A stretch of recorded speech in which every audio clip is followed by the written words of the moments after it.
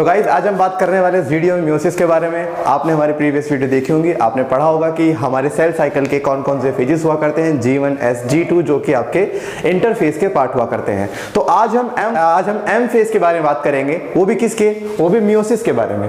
So guys इस chapter में आप पढ़ते हो तीन तरह की डिवीजन, एक mitosis, amitosis and meiosis.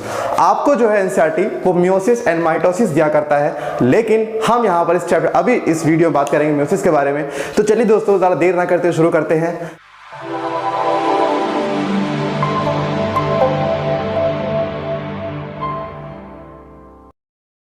Hello दोस्तों, मैं हूं विनय और आप देख रहे हैं मेरा YouTube चैनल विनय बायोलॉजी। सो गाइस बात करते हैं मियोसिस की। देखिए अगर आप मियोसिस पढ़ लेते हैं तो आपको माइटोसिस भी क्लियर हो जाएगा और एमाइटोसिस भी क्लियर हो जाएगा।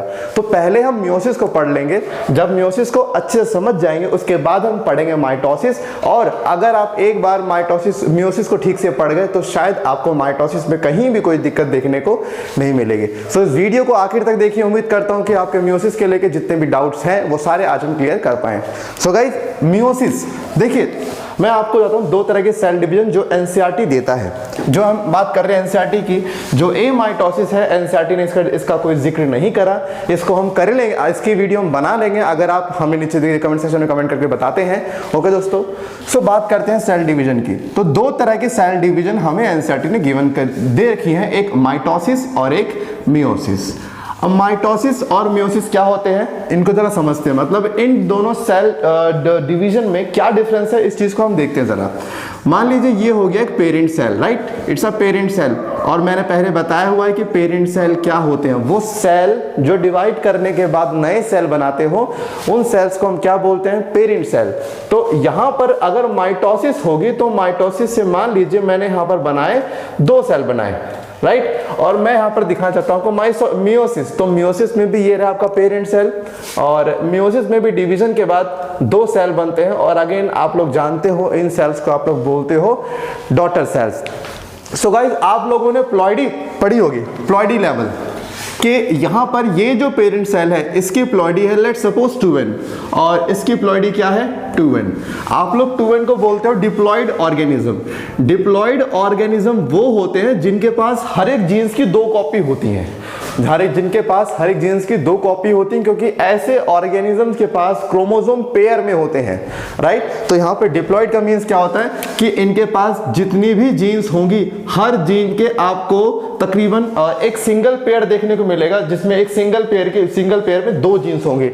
तो क्योंकि हर जीन की दो कॉपी होती हैं, दैट्स व्हाई इसको हम बोलते हैं 2n माने 2 कॉपी फॉर अ जीन। सो ये हो गया आपके डिप्लॉइड ऑर्गेनिज्म, ये हो गया अगेन आपके डिप्लॉइड ऑर्गेनिज्म। अगर आपको हैप्लॉइड, डिप्लॉइड, टिप्लॉइड ये सब अगर नहीं पता है तो गाइस इसके लिए मैं सेपरेट वीडियो बनाऊंगा, क्योंकि इस वीडियो में अगर मैं इन्हें कवर कराने बैठा तो आपका पूरा मियोसिस छूट जाएगा। तो हमारा जो इस वीडियो का पर्पस है वो पर्पस है मेनली मियोसिस। सो यहाँ पर हम फिलहाल इसको इतना अच्छे से नहीं बताएंगे आपको, क्योंकि टाइम की थोड़ी दिक्कत है। लेकिन अगर आपको कोई दिक्कत है इसमें, आपको नहीं आता, तो आप कमेंट सेक्शन करके बताइए, देन हम इसके लिए सेपरेट वीडियो बनाएंगे। सो हमें वीडियो में फोकस करना है मियोसिस और माइटोसिस के बारे में, राइट। तो यहाँ पर ये 2n और ये 2n। अगर माइटोसिस होती है तो माइटोसिस के अंदर अगर पेरेंट सेल की प्लॉइडी है 2n, तो जो डॉटर सेल होते हैं उनकी भी प्लॉइडी क्या होती है 2n। यानी कि माइटोसिस के अंदर 2n सेल जो होता है वो 2n और 2n ही बनाता है, राइट। जबकि मियोसिस के अंदर क्या होता है कि अगर पेरेंट सेल 2n होता है तो डॉटर सेल क्या होती है, n होती है। यानी कि एक सीधा सा मुझे एक डिफरेंस नजर में आ रहा है कि जो मियोसिस होता है, मियोसिस के अंदर हम देखते हैं कि जो सेल डिवीजन होती है, सेल डिवीजन के दौरान क्रोमोसोम नंबर या प्लॉइडी नंबर हाफ हो जाते हैं। अगर 2n था पेरेंट सेल की प्लॉइडी तो डॉटर सेल की प्लॉइडी हाफ हो जाती है, यानी कि 2n से क्या हो जाएगी 4n हो जाएगी, और सॉरी 2n से n हो जाएगी। अगर 4n है तो 2n हो जाएगी, 6n है तो 3n हो जाएगी। मतलब सिंपल है, मियोसिस के अंदर आपको नंबर ऑफ क्रोमोसोम्स या जो प्लॉइडी है उसको आप हाफ कर दोगे तो वो आपका मियोसिस से बनने वाला डॉटर सेल की प्लॉइडी हो जाएगी। जबकि माइटोसिस के अंदर कभी प्लॉइडी डिक्रीज नहीं करती। अगर मान लीजिए पेरेंट की प्लॉइडी n है तो वो जो सेल बनाएगी उसकी प्लॉइडी भी क्या होगी n। अगर पेरेंट की प्लॉइडी 3n है तो आने वाले सेल्स भी कैसे होंगे 3n। अगर पेरेंट की प्लॉइडी 4n है तो और माइटोसिस शो कर रहा है तो अगेन प्लॉइडी क्या होगी 4n। इसका मतलब हम समझ जाते हैं कि माइटोसिस को जानने के लिए, माइटोसिस को पहचानने के लिए एक सीधा सा रास्ता है, आपको पेरेंट सेल की प्लॉइडी और डॉटर सेल की प्लॉइडी चेक करनी है और वहां से आपको अपना आंसर मिल जाएगा। अगर पेरेंट सेल और डॉटर सेल की प्लॉइडी एक जैसी हो तो वो माइटोसिस होती है। अगर पेरेंट सेल के पास जितनी प्लॉइडी है उसकी आधी प्लॉइडी उनके डॉटर सेल के पास हो तो वो आपका मियोसिस हो जाता है। क्योंकि मियोसिस के अंदर प्लॉइडी रिड्यूस होती है, प्लॉइडी गिरती है, प्लॉइडी कम होती है, दैट्स व्हाई मियोसिस को आप बोलते हो रिडक्शनल डिवीजन। जबकि माइटोसिस के अंदर पेरेंट और डॉटर सेल में इक्वल आपकी प्लॉइडी हुआ करती है, यानी कि पेरेंट अगर 2n है तो डॉटर भी 2n सेल होगी, और 3n है तो 3n। तो क्योंकि यहाँ पर पेरेंट और डॉटर सेल पे equal number of chromosome, equal ploidy हुआ करती है, दैट्स व्हाई इसको हम बोलते हैं इक्वेशनल डिवीजन। इक्वेशनल मींस बात आ रही है equal means equal number of chromosome और यू कैन से प्लॉइडी।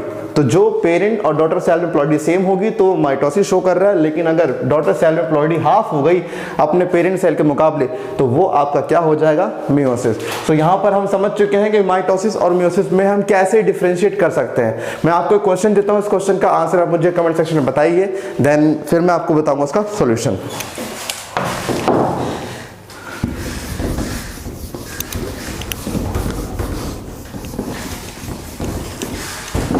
तो गाइस क्वेश्चन ये है कि लाइक मान लीजिए कि यहाँ पर दो क्वेश्चन है, ये क्वेश्चन नंबर 1 हो गया, ये क्वेश्चन नंबर 2 हो गया।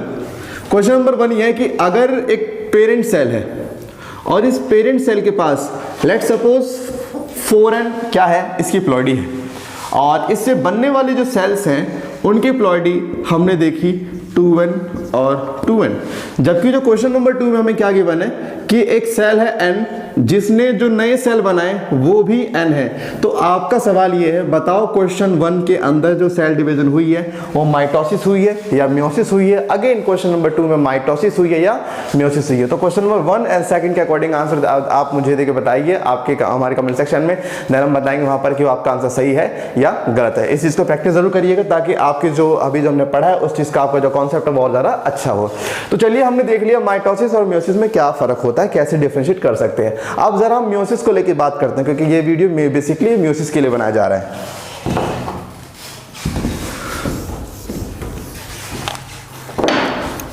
देखिए आपको सेल डिवीजन समझने के लिए आपको पहले कुछ बातें आपको पता होनी चाहिए, जैसे कि सेंट्रियोल क्या होता है, स्पिंडल फाइबर्स क्या होते हैं, क्रोमोसोम्स क्या होते हैं, सेंट्रोमियर क्या होते हैं, काइनेटोकोर्स क्या हुआ करते हैं। तो ये सब चीजें आपको थोड़ी क्लियर होनी चाहिए, उसके बाद ही शायद आप इस वीडियो को समझ पाए। तो मैं काम करता हूं, मैं पहले इन सब चीजों को थोड़ा थोड़ा आपको डिस्क्राइब कर दूं, थोड़ा थोड़ा मतलब जितना आपके लिए अभी यहाँ पे काम आने वाला, राइट। मैं पूरा डिटेल तो नहीं बताऊंगा क्योंकि अभी अगेन टाइम शॉर्टेज है, तो दैट्स व्हाई मैं आपको यहाँ पर हल्की हल्की सी आपको थोड़ी सी इंफॉर्मेशन देता हूँ ताकि हमारे सेल डिवीजन में जब यूज होंगी तो आपको उसका आइडिया लग जाएगा। सो गाइस सबसे पहली चीज जो सेल डिवीजन में यूज होने वाली है वो होता है सेंट्रोजोम।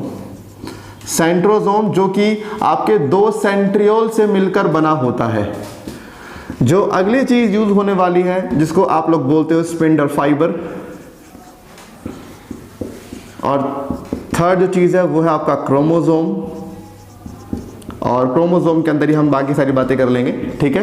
तो सेंट्रोजोम और सेंट्रियोल क्या होते हैं सेल के अंदर, ये एक तरह का सेल ऑर्गेनेली है सेंट्रियोल। जैसे ये आप देख रहे हैं मार्कर, तो इस तरह की एक ट्यूब लाइक स्ट्रक्चर हुआ करती है सेल के अंदर जिसे आप क्या बोलते हो सेंट्रियोल। और जब दो सेंट्रियोल 90 डिग्री के एंगल पे एडजस्ट होते हैं तो एक बनता है सेंट्रोजोम जिसे आप डिप्लोसोम भी कहते हैं। डिप्लो मींस क्या, यहाँ पे दो स्ट्रक्चर है सेंट्रियोल के, राइट। और सेंट्रियोल आपको सेल में हमेशा देखने को नहीं मिलते, जब सेल डिवीजन का वक्त आता है तभी सेंट्रियोल ये अपीयर हुआ करते हैं, अदरवाइज ये अपनी सब यूनिट्स की फॉर्म में बिखरे हुए होते हैं साइटोप्लाज्म में। तो यहां पर आपको सेंट्रियोल सिर्फ सेल डिवीजन के वक्त ही मिलती है, ठीक है। स्पिंडल फाइबर, स्पिंडल फाइबर एक थ्रेड लाइक स्ट्रक्चर हुआ करता है जिसका काम है क्रोमोसोम के मूवमेंट में हेल्प कराना, राइट। जैसे मैं आपको समझाता हूं अच्छा सा एग्जांपल, मान लीजिए ये होगी एक वॉल, ये दूसरी वॉल हो गई, ये एक वॉल है दूसरी वॉल है, यहां पर आपने कील गाड़ी, यहां पर भी आपने क्या गाड़ी, एक कील गाड़ी, राइट। तो एक नेल यहाँ और एक नेल यहाँ, और यहाँ से आपने एक रस्सी यहाँ से ली और यहाँ से दूसरे को बांधा। गाइज यहाँ पे जो ये नेल है, जो कील है, इस कील का नाम अगर मैं बोलूँ यहाँ पर सेंट्रियोल, ये सेंट्रियोल, तो कोई दिक्कत तो नहीं। और ये जो मैंने रस्सी लगाई, जो रोप है, इसका नाम दूं मैं स्पिंडल फाइबर। तो भैया यही सेम चीज आपके सेल डिवीजन में होने वाली है। सेल अपने दो अलग अलग अपोजिट पोल पे क्या करता है, सेंट्रियोल भेजता है, और एक सेंट्रियोल से स्पिंडल फाइबर निकल के दूसरे पे लगती है, राइट। तो ये इस तरह का आपका अरेंजमेंट होता है आपके सेल के अंदर ड्यूरिंग सेल डिवीजन, राइट। और बात करें क्रोमोसोम की, ठीक है, तो क्रोमोसोम क्या होते हैं, देखिए क्रोमोसोम होते हैं आपके थ्रेड लाइक स्ट्रक्चर, जो कि कलर्ड स्ट्रक्चर, देखो नाम सारा क्रोमो मींस कलर, जनरली आपको कलरफुल मिलेंगे, क्योंकि बेसिकली हम डाई से ही स्टेन करते हैं, बिना डाई के अभी नहीं देख सकते हैं, तो हमें जनरली कलरफुल डाई का यूज करना पड़ता है, तो ये आपको कलरफुल अपीयरेंस देते हैं आपके विजुअलाइजेशन में। तो क्रोमोसोम की बात करें तो क्रोमोसोम जो है वो दो क्रोमैटिड से मिलकर बना होता है। क्रोमैटिड कुछ इस तरह के आपको दिखा करते हैं, ठीक है। ये एक क्रोमैटिड हो गया, और अगेन यहां पर आ गया आपका ये दूसरा क्रोमैटिड आ गया, और जब ये दोनों क्रोमैटिड आपस में कंबाइन करते हैं तो कंबाइन करने के बाद आपको मिलता है कंप्लीट क्रोमोसोम। आपने अगर हमारी प्रीवियस वीडियो देखी तो आपको पता होगा कि मैंने क्रोमैटिड को भी क्रोमोसोम कहा था। जी हाँ, आप क्रोमैटिड को क्रोमोसोम भी कह सकते हो, लेकिन उसका नाम थोड़ा अलग होता है। कैसे? अच्छा जी, देखिए ये पूरा क्रोमोसोम हो गया। क्रोमोसोम के साइड में एक डिस्क लाइक स्ट्रक्चर प्रेजेंट होता है, जिसको बोलते हैं काइनेटोकोर। जिसको क्या बोलते हैं? काइनेटोकोर बोलते हैं, जो कि डिस्क लाइक स्ट्रक्चर हुआ करता है। इस चीज को याद रखना है, it's a disc like structure, ठीक है, जो कि सेंट्रोमियर के अराउंड प्रेजेंट हुआ करता है। और यहां पर एक क्रोमोसोम के ये दो क्या हो गए? क्रोमैटिड हो गए। अच्छा, सेंट्रोमेयर से ऊपर की जो ये पोर्शन है, सेंट्रोमेयर का जो ये अबव पोर्शन है, दिस इज अपर आर्म, और जो सेंट्रोमेयर के जो नीचे का पोर्शन होता है, इट्स अ लोअर आर्म। ये अपर आर्म और ये लोअर आर्म क्या है, पता लग गया। इसके बाद देखिए, अगर मैं यहां पर आपको दो क्रोमोसोम दिखाऊं कुछ इस तरह से,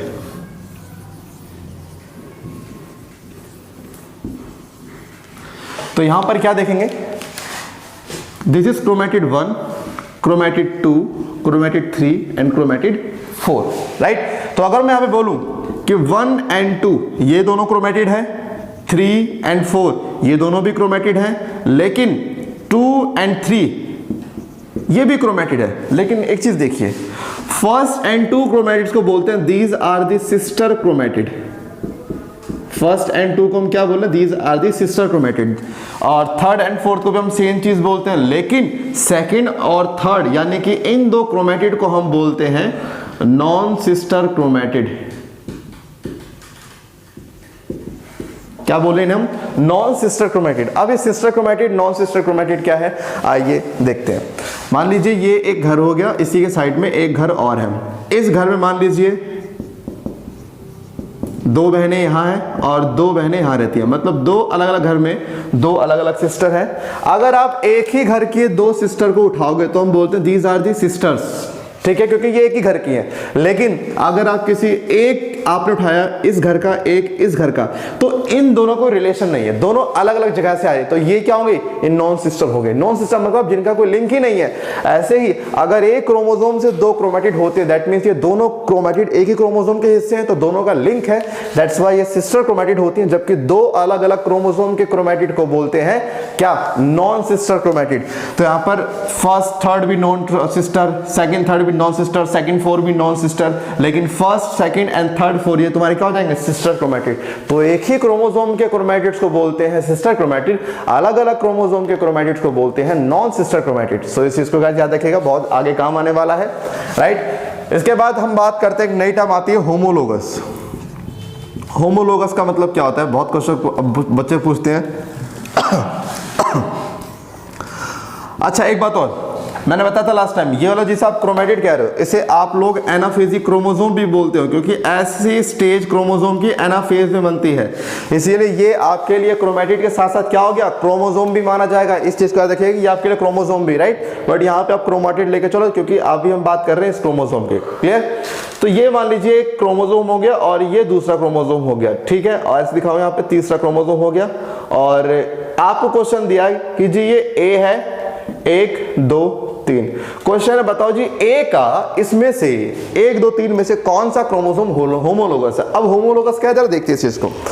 मान लीजिए इस ए के पास यहां पर एक जीन है हाइट की जीन, यहां पर है स्किन कलर की जीन, यहां पर है लाइक मान लीजिए बॉडी शेप की जीन, राइट। और मैंने क्या देखा, मैंने देखा यहां पर ये जो क्रोमोसोम नंबर 1 है यहां पर भी इसके पास हाइट की जीन है, यहां पर भी स्किन कलर, यहां पे बॉडी शेप की जीन है, राइट। और यहां पर देखा मैंने बॉडी शेप की, स्किन कलर की, बॉडी शेप की।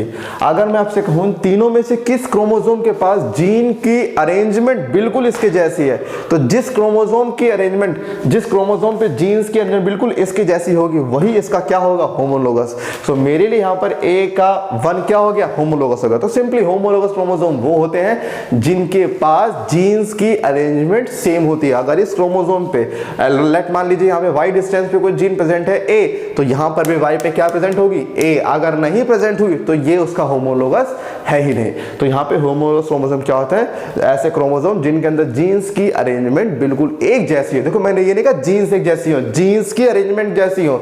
क्या पता है जो बॉडी हाइट का जो जीन है वो टॉलनेस के लिए, इस पे डॉफनेस के लिए। मैंने ये नहीं कहा टॉल, मैंने कहा बस हाइट के जीन होने चाहिए। अब हाइट के जीन कौन सी है वो उससे मतलब नहीं है।